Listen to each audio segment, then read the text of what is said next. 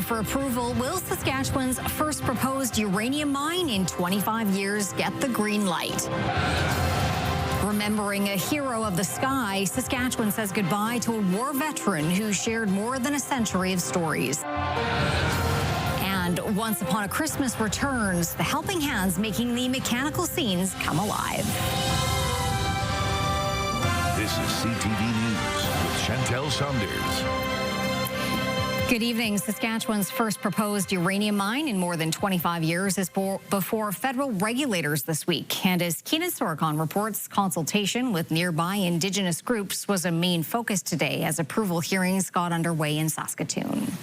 The Canadian Nuclear Safety Commission is spending the week in Saskatoon to learn all it can about Denison Mine's proposed uranium mine at the southwestern edge of the Athabasca Basin in northern Saskatchewan. It's a chance to get everyone together for the commission to hear what it is that people are concerned about and be able to consider that in making their decision. The quasi-judicial hearings present the final step for the Wheeler River project to receive federal approval and begin construction. And getting to this point has taken roughly 10 years of careful consideration, work, and meaningful consultation with local groups like English River First Nation. Our history with the uranium industry partners has been one that I liken to a arranged marriage, where our nation never really got a choice as to whether those uranium mines got built or not. But that's not the case with Denison. Hunt says Denison had them along for every step of the way and earned a true partnership. The English River First Nation's actually been consulted, and in this situation, they have obtained our free, prior, and informed consent. From protecting land and treaty rights and eventually evolving talks all the way to education, employment, and investment into the community, Hunt says Denison has been an example of how industry can work with Indigenous people. This is the beginning of a different kind of industry and First Nation relationship. After the hearings, the commission will take up to 4 months to come to its decision. If approved, Denison will create hundreds of jobs over 10 years of the mine's operations, with the goal of supplying clean power to millions of homes for generations to come. It's often overlooked that resource development does not need to be at odds with climate change objectives, and this is a unique project that shows that we can do both of those things at the same time. Keenan Sorokon, CTV News, Saskatoon. Friends, family, and the aviation community gathered on Saturday to remember a war veteran who survived multiple plane crashes and lived to the age of 103. CTV's Stacey Hine now on Reginald Harrison and his remarkable story. I have to imagine I flew one of those. Reginald Harrison leaves a legacy of honor, humility, and bravery. The veteran pilot, nicknamed Crash, flew 19 missions in the Second World War and survived 4 plane crashes. Very few survived, even in training, let alone the war. And having 19 missions in enemy territory and surviving 4 plane crashes is absolutely remarkable. Harrison grew up on a farm near Pheasant Forks, about 125 kilometers northeast of Regina. He watched planes fly overhead as he plowed the fields, inspiring him to join the Air Force. He earned his wings in April 1943 and was posted to Croft, England. His first crash came after a bomb exploded on the landing strip. He was seriously burned, but returned to service 2 months later. On his unlucky 13th mission, an engine failure led to an emergency landing. Another close call. That's when he earned the nickname Crash, a name he would live up to 2 more times. He says he fooled the Grim Reaper 4 times, and his commanding officer said, "I don't think you're going to make it the 5th time, Reg. You better go home." After returning to Canada, he met his wife Jean and started a family. He worked with the Veterans Land Service for nearly 4 decades and spent his free time curling, golfing, and gardening. Later in life, he began sharing his story publicly. Having somebody that we could speak to about what it was like on D-Day, he could tell us that personally. He had all these stories. At age 100, Harrison returned to the skies in a Tiger Moth, the first plane he ever learned to fly. This was his reaction at the time. It was really strange. It was wonderful to be up after 81 years. Harrison died on November 20th at age 103. Men like Reg don't come around very often, and we all have to be grateful that they did. Harrison's story lives on as a symbol of service and sacrifice. Stacey Hine, CTV News, Saskatoon. The Saskatoon nurse is showing her compassion once again as the war in Ukraine grinds on and winter intensifies. As Carla Shankaruk reports, she's marking her birthday by rallying her community to help send warmth to Ukrainians one blanket at a time. What you see is 23 boxes filled of donated quilts and medical supplies that need to get to Ukraine. This is Tanya Baran. She's a nurse in Saskatoon, but thousands of kilometers away in Ukraine, she has become something more, a lifeline of support for those fighting on the front lines of the ongoing war. Being Ukrainian isn't just, the usual thing where, you eat pierogies and cabbage rolls. But for me, it's a country that I love, and the roots and the culture and the traditions, the language that all comes with it is so important to me and to my family. Baran has been to Ukraine 7 times since 2022. Now she's in Kyiv until January. She's the medical lead for Ukrainian Patriot, a grassroots relief group. She's currently experiencing the blackouts due to Russian strikes firsthand, even losing power during our interview. Without any warning, everything just turns off, everything goes dark. The hums of generators are constant, that it just becomes like another background noise that we have to listen for.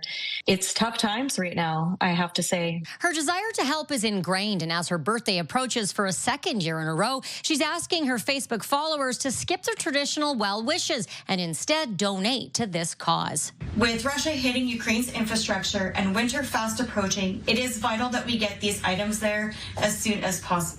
Those blankets are sitting in Saskatoon right now waiting to be shipped. She says it may seem simple, but they have become an essential item since heating is unreliable. It makes for some very cold, long days. Last year, Baran's birthday fundraiser garnered $1,500, which helped send tourniquets and other medical supplies to the front lines. Carla Shankaruk, CTV News, Saskatoon.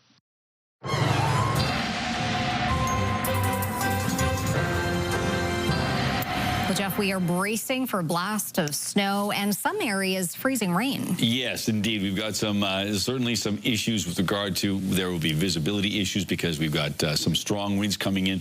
Basically, it's another Alberta clipper. In front of that clipper, we've got some really quite warm air. Tomorrow morning will be mild in the sense that temperatures will be above seasonal, but temperatures will then continue to drop throughout the day.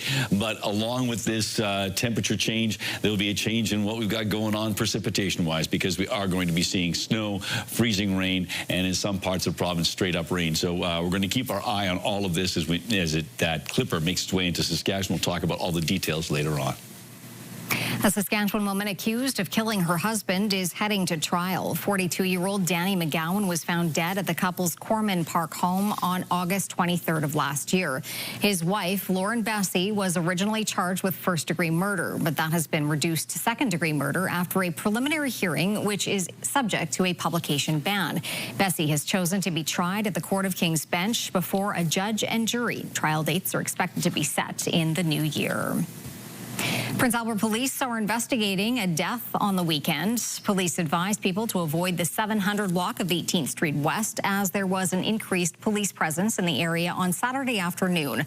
Police say a call for service involving a theft was made. Officers found a man dead inside a home. The Major Crimes Unit and Saskatchewan Coroner's Service are investigating. An autopsy was scheduled for today. RCMP are looking for those responsible for shooting and attempted robbery on a rural property north of Lloydminster. Just before 5 o'clock on Saturday afternoon, Maidstone RCMP were called to a home east of Alcurve, which is just inside the Alberta boundary. 3 people went onto the property in a vehicle. When the homeowner went out to see what was happening, the suspects shot at the person. When they were leaving, they rammed one of the homeowner's vehicles. Police are now looking for a light silver or gray Ford F-150 truck with significant damage to the front passenger side. No one was injured. 6 people are facing charges following a drug trafficking investigation by Saskatoon police. Here's a look at what was seized when members of SPS and the RCMP searched homes in Saskatoon in the West Industrial area, as well as the Rosewood, College Park, Forest Grove neighborhoods and Martinsville. Almost 2,000 grams of cocaine, MDMA pills, $17,000 of cash, as well as weapons and drug trafficking supplies. 4 men aged 23 to 32 and 2 women aged 28 and 35 are facing a string of weapons and drug-related charges. The Prince Albert Fire Department has set a record for number of calls for service this year. Like other cities, crews in Prince Albert are responding to more than just fires. And as Jasmine Pelche reports, it's prompting calls for additional fire halls to be built in the community. The Prince Albert Firefighters Association says this is the first year in the department's history that it's responded to more than 2,000 calls. We do a lot of outside fires. We do a lot of dumpster fires. It's just all our work has significantly increased. The Prince Albert Firefighters Association president, Ben Hunter, says the increase in calls is partially due to the city expanding, but that the fire department has also received an influx of calls relating to homelessness. He says that the National Fire Protection Association's response time guidelines indicate there should be 3 fire halls in the city instead of 1. Some areas of the city takes 8, 9, 10 minutes to get to, so a lot can happen in that time. A lot of bad things, so we don't ever want to see that happen. A fire facility reserve for additional halls was established in 2023, and 2 locations, one on the east and one on the west side of the city, were chosen. 3 additional firefighters were added that year. The department says its lone fire hall is operating with enough firefighters for 2 halls, but additional halls are still needed to lower response times. By building additional fire stations, you reduce that drive time so that we have quicker responses, and then once a 3rd station is built, that's when we'd actually increase our manpower, because in our current station, we staff 2 engines. The city says due to financial constraints, the projects won't be moving forward for a few years. If we can build a $500,000 contribution every year, that's still a pretty long-term vision. The city says there are other projects that need to be addressed immediately, like the planned sewer system upgrade. There is no projected timeline for the construction of a new fire hall. Jasmine Pelche, CTV News, Prince Albert. As the holiday season draws near, many people are opting for real Christmas trees. And as Hallie Mandrick reports, some local vendors are seeing the demand.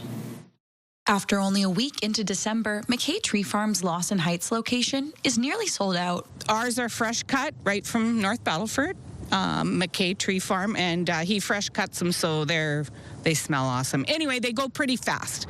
So we're running out, so if anybody needs a tree, but they better come in the next few days. And they aren't the only business seeing the demand. Dutch Growers Saskatoon shared, while the combination of drought and fires across much of Canada in the summer has resulted in some Christmas tree shortages, they're still seeing a successful season. We usually bring in Fraser fir and balsam fir. Due to shortages with Christmas trees, we were only able to bring in Fraser fir this year, but usually we bring up to 800 Christmas trees, and they usually sell out completely, so it's good.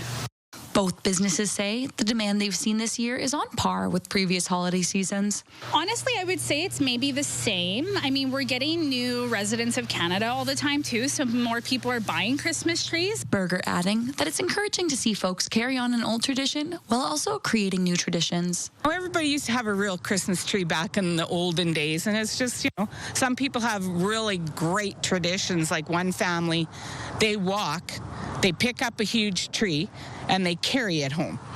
And he had Christmas music as he was walking. Both Dutch Growers and McKay Tree Farm shared that they anticipate selling all of their trees before Christmas. Hallie Mandrick, CTV News, Saskatoon. One of Canada's oldest mechanical Christmas displays is back for another season in Saskatoon. For decades, families have made it part of their holiday tradition thanks to the work of one busy volunteer. CTV's Laura Woodward explains. This is where the magic happens, Randall Simpson's workshop. But unlike Santa, he's not building toys. He's fixing the Once Upon a Christmas display. The majority of what you see here was built in 1946. Originally commissioned by the Eaton's department store, built with war surplus materials and shown in Winnipeg. Over the years, it's traveled across the country until 1977, when it was consolidated at the Saskatoon Eaton store, later acquired by the Western Development Museum, where it's been a holiday fixture for 38 years. What's interesting is you look through the original display, and there's no reference to Rudolph. Because he never existed until 1947, when Burl Ives sang Rudolph the Red-Nosed Reindeer. One of Simpson's favorite displays is Pumpkinhead, the sad little bear, created by the same Canadian cartoonist behind Bugs Bunny. His story is that he's got a bad hair day, and all the other bears make fun of him, but he's the only one that can wear a special hat to go with Santa on his sleigh. Behind each little movement is a lot of mechanical work. It's really, really simple technology. There's no electronics in this whatsoever. Everything's mechanically run. And some of the belts are still the 80-year-old originals. I am primarily involved in maintaining and keeping it running, because it does break down a lot. And Simpson does all of it without any formal mechanical training. I was raised by a father who was born on a farm and has a economic gene in him, and he instilled that with me. And so anything I can do myself, I do, because I got more time than money. And it's Simpson's dedication that keeps this Christmas tradition running. Laurel Woodward, CTV News, Saskatoon. An extremely large Christmas tree has been unveiled at the Saskatchewan Legislative Building. It towers over 20 feet high and features thousands of lights. The tree has helped MLAs get in a festive spirit. Wayne Mantika reports. MLAs sang carols at the Legislative Building as the new Christmas tree was unveiled. It's the centerpiece in the rotunda, where visitors and MLAs pass through daily. The Premier paused to admire the tree while talking to reporters. I'll appreciate Christmas this year. The artificial tree stands over 20 feet tall and is somewhat larger than the one it replaces. The previous tree had worn out after years of assembly and disassembly. MLAs took turns using the new tree as a backdrop for recording their Christmas messages. I love the new tree. I love the bright lights, and I love all the poinsettias and the holiday cheer. I think we should have a big holiday event. I know Manitoba's legislature has an open house at the holiday season and brings folks in. So, yeah, I love the Christmas spirit in the legislature.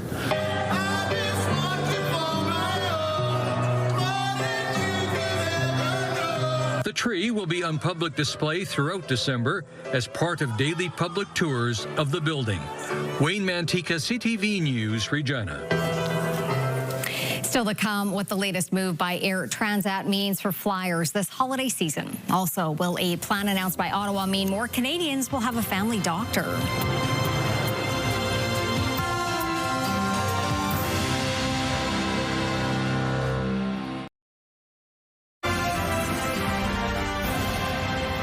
You're watching CTV News live from downtown Saskatoon. Thanks for staying with us. Air Transat pilots are primed to walk off the job as early as Wednesday morning after the union issued a 3-day strike notice. Meanwhile, the airline says day flights are still operating as planned. CTV's Heather Wright on the last-minute negotiations to avoid travel turbulence. Travelers at Toronto's Pearson Airport checked into their flights this afternoon with an added bit of uncertainty. A little bit nervous, but I'm hoping everything will be okay and we'll be home next Monday. The union representing Air Transat's pilots has issued a 72-hour strike notice, with pilots poised to walk off the job early Wednesday morning if an agreement is not reached. I mean, it is what it is. I mean, it's not really much we can do about it. In anticipation of a strike, Air Transat has begun bringing its passengers back home. The airline says flights have been operating as usual today, but it's not clear whether flights will be canceled Tuesday, which the airline had said was possible. The two sides have been in negotiations for nearly a year, and experts say the timing of this strike notice is no accident. They're doing this because this is the period of time where Transat is making its most money. It's the busiest time of the year for Transat. Planes are full. fares are high. The two sides remain at the bargaining table, with ALPA, the Airline Pilots Association that represents the 700 Air Transat pilots, saying in a statement, while some progress has been made, there is still work to do. We are working tirelessly to reach an agreement that achieves the collective priorities of our group. Air Transat says it has offered its pilots wage increases of 59% over the next 5 years, a number the union has called creative accounting. The union's demands are considered unreasonable, and its premature actions carry serious consequences for customers, the company, and its 4,300 other employees. Air Transat has struggled financially over the last several years and has not turned an annual profit since 2018. Asked last week if the federal government would intervene if Air Transat pilots hit the picket line, Jobs Minister Patty Hajdu declined to answer, calling the question hypothetical. Ottawa did get involved in August when Air Canada flight attendants went on strike. A back-to-work order the union ignored. Heather Wright, CTV News, Mississauga, Ontario. Canada's immigration minister made a move today in hopes of addressing frontline shortages and getting more Canadians a family doctor. Mike Couture on a new express entry category for foreign-trained doctors being introduced. Nearly 6 million Canadians do not have a primary care doctor. While the numbers have improved in the last 3 years, the government is trying to keep more physicians in this country. We need more hands on deck. In an effort to bolster the number of doctors in this country, the federal government is opening a new system to fast-track permanent residency for doctors who are working in Canada. Many of these doctors are already treating patients in our communities. We cannot afford to lose them. The program creates an express entry category for international doctors with at least 1 year Canadian experience in an eligible occupation. The federal government is reserving 5,000 spots for provincially nominated doctors, and those healthcare workers will get expedited 14-day work permit processing. The measures come as a major national survey shows more Canadians have a family doctor or nurse practitioner compared to 3 years ago. 5.9 million Canadians still don't have primary care, but those that do struggle with getting a timely or urgent appointment. Less than 50% reported being able to get that. So we still have a long way to go in terms of providing timely care and care when people need it, even for those who do have a family doctor. A past president of the Canadian Medical Association also wants to see logistical barriers moved out of the way. I want to make sure that we're getting rid of any red tape, any barriers to having physicians moving around the country to help where needs are greatest, for physicians who are coming in from other countries to be able to contribute to the system. The immigration minister says provinces and territories will be able to start nominating physicians for the Express Entry program in early 2026. Mike Couture, CTV News, Ottawa. The College of Physicians and Surgeons of Saskatchewan is confirming that a man working as the head of a wellness center in Moose Jaw, where an American woman claimed to have been mistreated, is not a licensed physician in the province. According to a CBC report, concern was raised by an American citizen who moved to Moose Jaw to seek medical treatment for ALS. The 70-year-old saying she paid the center $84,000 US for its services, but did not receive the care she was promised. Moose Jaw police confirmed they are investigating. The College of Physicians and Surgeons says it does not have the authority to review the center effectively, as the doctor is not licensed in the province. The government has also asked the Financial and Consumer Affairs Authority to look into the clinic. In Washington, U.S. President Donald Trump warned he will impose heavy tariffs on Canadian fertilizer if he thinks it's necessary. A lot of it does come in from Canada, and so we'll end up putting very severe tariffs on that if we have to, because that's the way you want to bolster here, and we can do it here. We can all do that here, but I would say what you do, you put very severe tariffs on from coming into other countries. You'll be making your own fertilizer very. Canada, in particular Saskatchewan, is a major supplier of fertilizer to the U.S., especially potash. In fact, the U.S. is our largest fertilizer market, accounting for more than half of Canadian exports each year.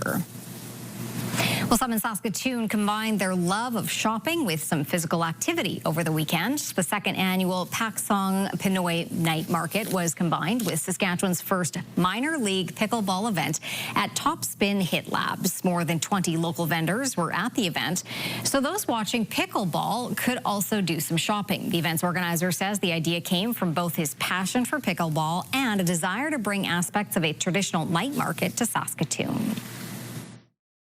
Pickleball has always been a social type of environment, and you know, we want people to have fun, enjoy food, do some shopping.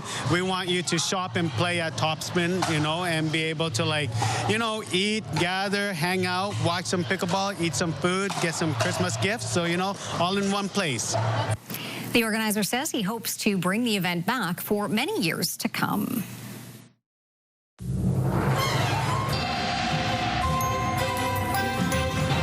Hi, I'm Elaine Tremblay with the Christmas Castle in Melfort. We open December 1st to December 21st. We are open 6 to 9 p.m. every night. Entertainment nightly. Admission is free. Donations are accepted. So, Jeff, what's the weather going to be like? Well, that looks pretty impressive. And for people who don't know, and thank you, Elaine, for people who don't, I know this is a fall picture, okay? But it's the one picture I do have of the post office, the historic post office in Melfort. And so this is the building you're looking at. It's understandable they call it the Christmas Castle. So it looks very fun in terms of just taking a nice stroll and just relax. A little bit of Rancho Relaxo right there during the busy holiday season. So I'm going to jump forward to the weekend when the snow will have stopped, but it's going to be cold, but you'll be indoors in the castle. So minus 20 for a daytime high on Friday. And again, it's open nightly between 6 and 9. A sunny day, minus 20 degrees. And so way below seasonal. But like I say, you can be indoors and enjoying the warmth of the holiday season at the Christmas Castle. And that, of course, it's all happening in Melfort. And you go to the Melfort webpage. I believe it's the, and you just go online, City of Melfort, and you can find more information there. Minus 11 degrees in Saskatoon right now under cloudy skies. Some snow is falling in Prince Albert, minus 9 degrees. And it's actually some ice fog in the the Battlefords region right now, and winds aren't particularly strong, a little stronger in the Battlefords region, but right now it's not too bad because tomorrow, yeah, it's going to be windy. We'll talk about that in a bit. Let's check out the Saskatoon Almanac. So minus 10 degrees, that was at 5 in the morning. Minus 8 degrees is typical for this time of year, and who knows, maybe our 24-hour high might actually be our temperature at midnight. We'll have to wait and see on that. The record temperature on this date from the very warm week in 1939, 11 degrees, minus 38 from 1902, the cold temperature record, and the sun went down at 5 minutes before 5. Coming up, the next of the 12 strays of Christmas, we introduce you to Roly Poly and Oly, looking for a forever home.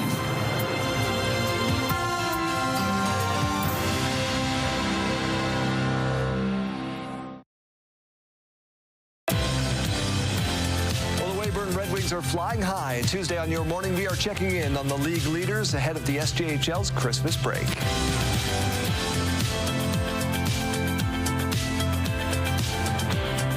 All right, well, you can certainly see some motor out there. It's like, what can I tell you? It's like we got some snow.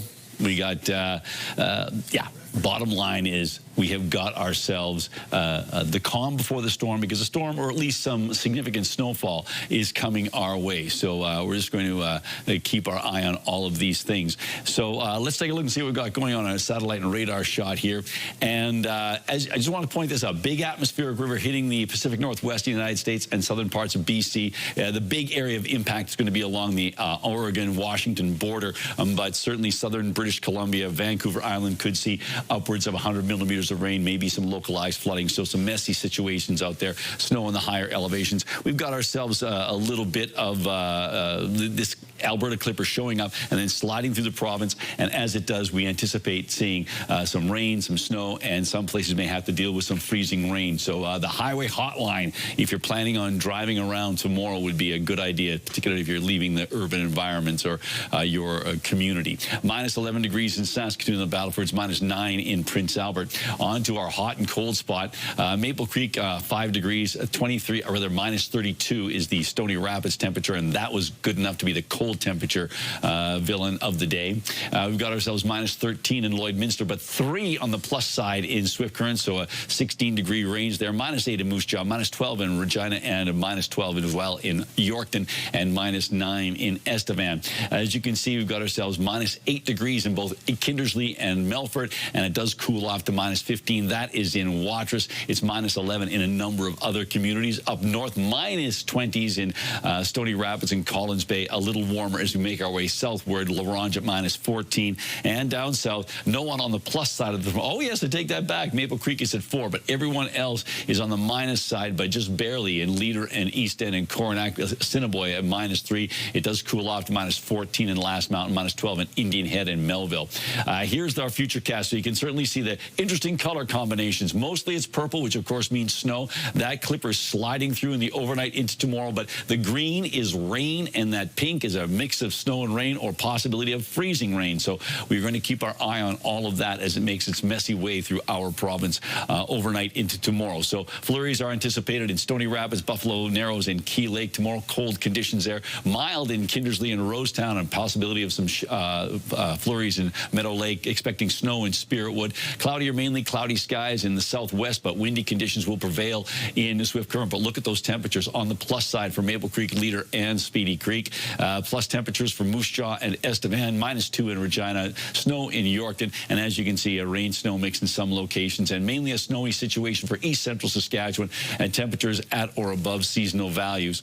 On to the details for the Battlefords. Minus 13 tonight, a risk of freezing rain along with some light snow in the Battlefords. Minus 8 tomorrow, 1 to 3 centimeters of snow, and more expected on Wednesday. For Prince Albert and area, dropping down to minus 13 degrees. More snow expected tomorrow in terms of significant accumulations, and that lingers into Wednesday, tapering off on Thursday. A cold Friday and Saturday in store. Minus 12 degrees for Saskatoon. A risk of freezing rain to go along with periods of light snow tomorrow. About 5 centimeters of snow. Minus 7 for a high, but that will be around 7 in the morning. And then we've got ourselves a lot more snow showing up on Wednesday, less so on Thursday. Friday, cold, and staying cold on Saturday.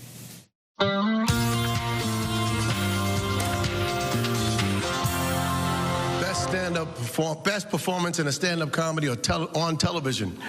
Bill Maher. Is anyone else seeing this? HBO Max. All righty, the nominations for the 83rd Golden Globes have been announced. Paul Thomas Anderson's One Battle After Another has been nominated for 6 awards, including Best Director. Joachim Trier's Sentimental Value was also been nominated for 6 awards as well. Canadian-Korean director Maggie Kang earned a Golden Globes nod for Best Animated Feature for her debut film, K-Pop Demon Hunters. What would you do if it happened to you? She's so cool. 3 of April Wine's founding members have released a new track called She's So Cool. It's the first track Jim, David, and Richie Henman have put out together in more than 50 years. It's actually a 25-year-old tune Jim rediscovered and retooled for release. Now that they're recording again, the cousins say this is just the beginning of their reunion. Come find us. I will show you the way. Eek! There was a surprise winner at the box office as sequels once again reigned supreme over the weekend. Five Nights at Freddy's 2 exceeded expectations on its debut, opening with $63 million across U.S. across North America. Zootopia 2 was also flying high despite falling from top spot, bringing in $43 million. And Wicked for Good, meanwhile, slid to 3rd place, adding $16.8 million to its box office total.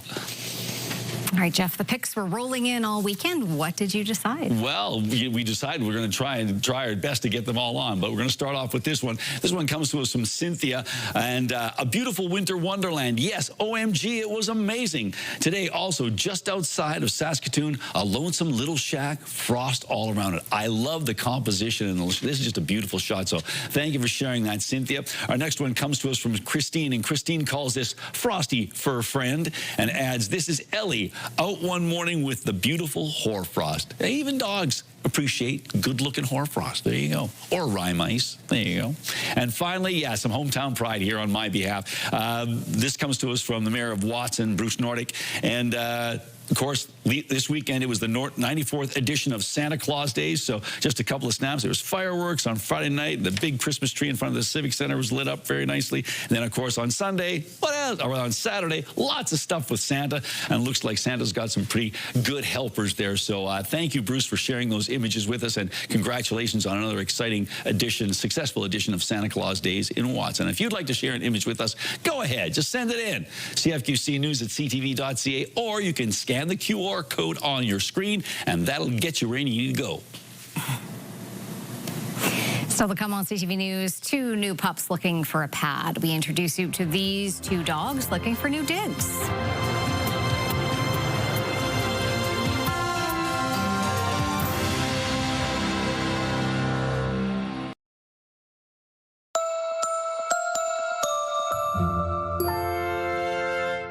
Just look at that diggity dog. Yes, one of the 12 strays of Christmas. We are back here at the Saskatoon SPCA.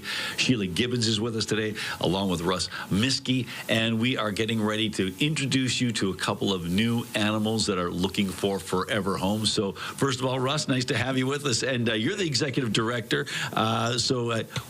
Big yawn. Tell us about this dog. Oh, this dog is Oli.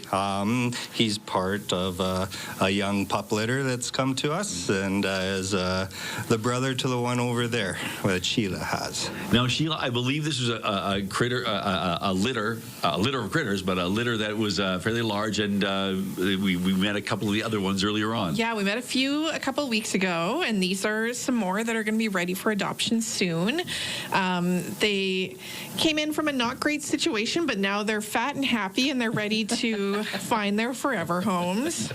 That is great. And I suspect, I think last time we thought they might be medium size. Is that right, Russ? Yeah, I would say so. They're not going to be overly big, but they're going to be nice-sized dogs. Nice-sized dogs. And just before we go, Sheila, we do want to remind people about the 50-50 that's going on. Yeah. It got pretty big last year. It got to almost 120,000, so we'd like to crack that this year. That would be really exciting for us. And just simply go to the website? Yeah, if you go to SaskatoonSPCA.com, there's a nice banner right at the top of the website that you can click on and get tickets. And it's a great way to win a prize, but also help some animals in need. So it's win-win. Absolutely. So Roly-Poly and Oli, they will be ready for adoption soon, and they are just one of the 12 strays of Christmas. Thank you, too. Thank you. 12 Strays of Christmas, brought to you in part by Early's Farm and Garden, proudly supporting the Saskatoon SPCA wish list all year long. When we come back, where the 2028 Summer Games will be held, and later, when drowning out your competition is okay.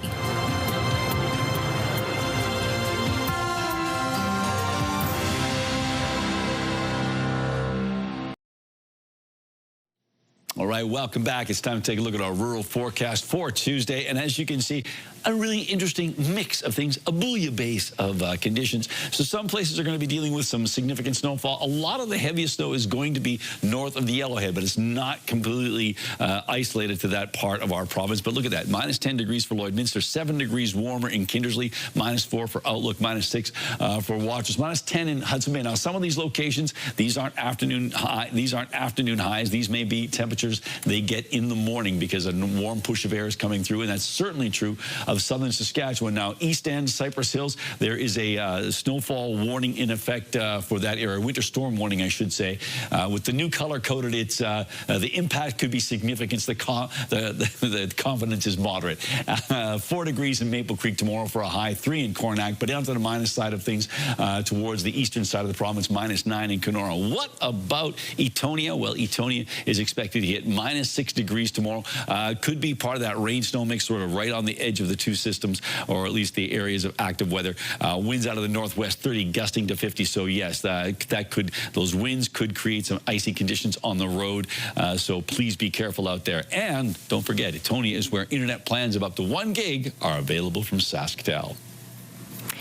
The Saskatchewan Rush began their quest to get back to the NLL finals with a big win on home turf on Saturday. Off and get possession. Keenan inside, man's twister scores. Zach Mans had 3 goals and 2 assists, while Robert Church had 4 goals to lift the Saskatchewan Rush to a 16-13 win over the Calgary Roughnecks.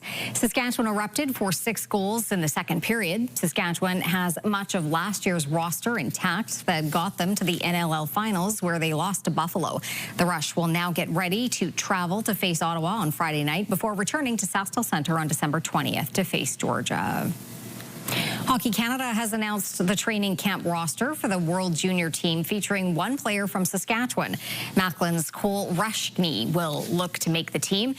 He is currently playing for the University of North Dakota. Last season, he had 92 points in 62 regular season games with the WHL's Victoria Royals, along with 25 points in 11 playoff games. Camp starts on Friday in Niagara Falls. The World Juniors gets underway on Boxing Day when Canada takes on Czechia. The 2028 Saskatchewan Summer Games are headed to Weyburn. It'll bring together upwards of 1,800 athletes from all over the province in the summer of 2028. Weyburn last hosted the multi-sport event in 2004 with 13 sports represented. The 2028 Summer Games are up next after the 2026 Saskatchewan Winter Games in February on the Flying Dust First Nation and in the city of Meadow Lake.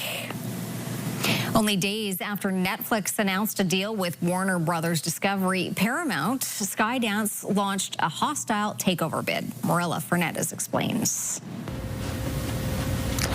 The media and entertainment company put a $108 billion deal on the table. That includes assuming Warner Brothers Discovery debt. The Netflix offer is about $83 billion US. If Warner Brothers decides to accept the new offer, it would be forced to pay Netflix just under $3 billion US as a penalty. Whichever way it goes, a deal would likely face some sort of federal review. Here are the closing numbers for the day. The Canadian dollar is 72.16. West Texas Intermediate crude is down over $1 to 58.86. Western Canadian Select is up to 46.74. And the TSX lost 141 points today to end the day at 31,169. Those are your business headlines. I'm Morella Fernandez. Coming up, why these competitors are taking their chess challenge under the sea. Then honoring the work of Nobel Prize laureates.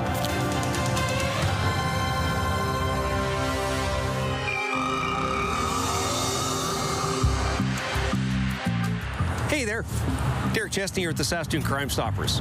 This week on Crime Stoppers Unmasked, we're needing your assistance to identify a female suspect that was involved in an armed robbery and threats to cause death in the 1700 block of Preston Avenue North. On October 29th, 2025 at 12:45 in the afternoon, 3 individuals entered the business. One female suspect selected numerous bottles of liquor and then proceeded to the exit with no intent to pay.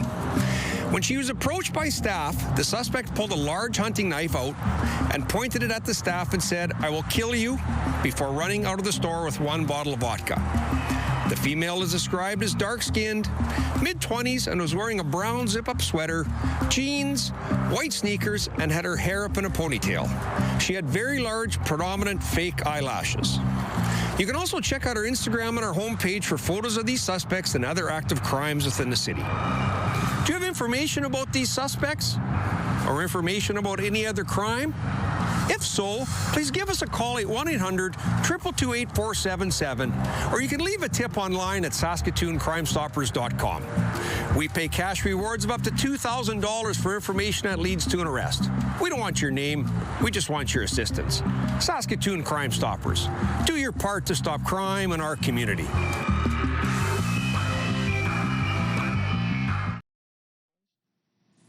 Well, this chess match left its competitors breathless.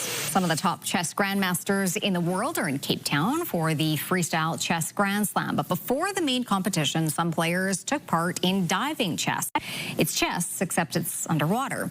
A player can think only as long as they can hold their breath. It was invented in 2013 as a way to add an extra challenge to the game. Throw some piranhas in there. That'll add an extra challenge. Maybe next year. Ouch! Well, Stockholm has been lit up by a colorful art installations honoring honoring the work of Nobel Prize laureates. The festival is presented by the Nobel Prize Museum and brings together international and local artists, designers, and students. 19 large-scale installations are on display across the city until December 14th. The artworks are inspired by the laureates' scientific discoveries as well as their contributions in literature and peace. Organizers say there could be more than 1 million visitors this year. Wow, that's very impressive. Yeah. That one thing looked like a fancy spirograph. Okay. Did. Just way fancier. Hey, you can't stop hope is what it says. You can't stop the music. Well, we have hope for your forecast, but it's not looking Well, it's not looking great. It's going to be quite snowy, and it could be tricky on the roads as well. So please keep that in mind, folks. A bit windy, too. Mm-hmm. All right. Be safe out there. Stay warm. Thanks for watching.